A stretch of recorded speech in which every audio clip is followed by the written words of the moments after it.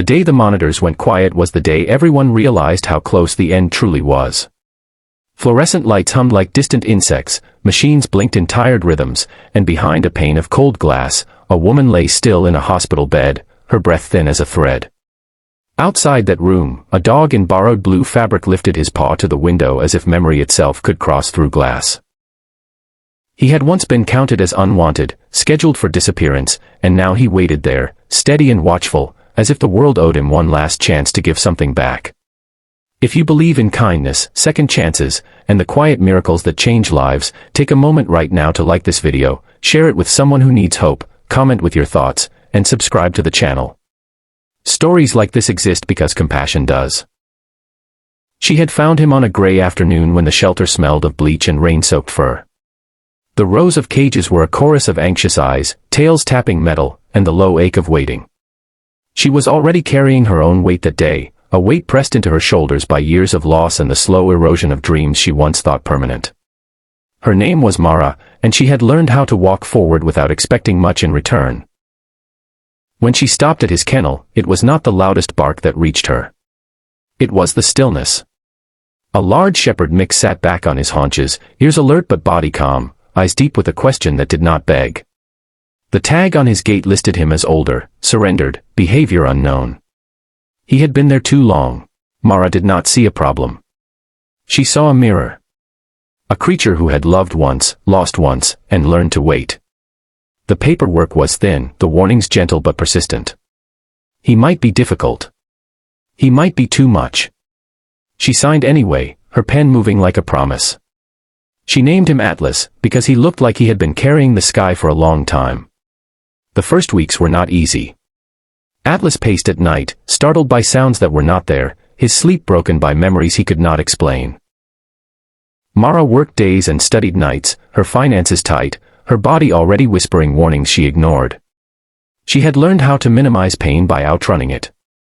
Atlas learned the rhythms of her life, the jingle of keys, the way she paused at the door every morning to press her forehead against his. They built a language of small things. Morning walks before the city woke. Shared silence on the couch when exhaustion won. The slow, mutual trust of two beings choosing each other again and again. Then the headaches came. At first they were brief and sharp, like flashes of lightning behind her eyes. Mara swallowed painkillers and drank more water. Atlas noticed. He began to shadow her more closely, pressing his weight against her legs when she stood too fast, whining softly when the pain made her grip the counter. He would sit at the bathroom door when nausea took over, his ears flicking at every sound. When she laughed it off, he did not. Animals do not lie to themselves. The day everything changed began like any other. The sun was pale, the air cool, the street quiet. Mara clipped Atlas's leash and stepped outside. Halfway down the block, the world tilted. Colors blurred. Sound dropped away as if someone had closed a door. She tried to steady herself, and the ground rushed up to meet her. Atlas felt it before it happened. He braced, pulled, barked in a way he never had before, a sharp alarm that cut through the morning. He dragged her body away from the curb with desperate strength, positioning himself between her and the street, his chest pressed to her face, his barking relentless. Neighbors came running. An ambulance followed. The diagnosis landed heavy and sudden. A ruptured aneurysm that had been growing silently, patiently. The doctor spoke in careful terms, their eyes honest and grave. Survival would depend on speed, surgery, and a measure of luck. Mara drifted in and out of consciousness, her body a battlefield she could not see. Atlas waited at home the first night, refusing food, pacing until his paws were sore. The second day, a friend brought him to the hospital, uncertain but hopeful. The staff hesitated, then relented. Atlas settled into the waiting room as if he belonged there, his presence calm and focused, his eyes fixed on the corridor that led to her. After surgery, complications followed. Infection threatened. Swelling lingered. Machines breathed and beeped, measuring time in heartbeats. Mara lay behind glass, her hair shaved, her face pale, her life suspended between decisions and prayers. Atlas became a fixture. Nurses learned his name. Doctors nodded as they passed. He watched the door with the patience of stone, rising only when footsteps approached, his tail a quiet metronome of hope.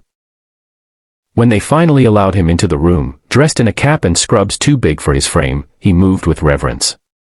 He placed his head near her hand, breathing slow and even, a reminder of a world beyond wires.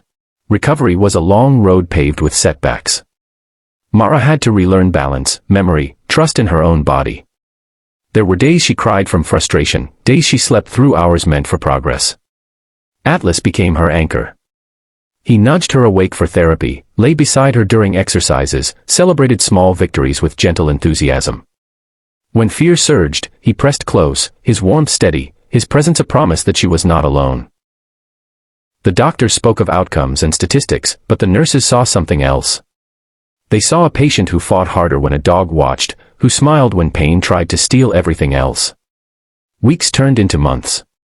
Mara came home changed, scarred, grateful in ways words could not hold. Atlas adjusted his world around her needs.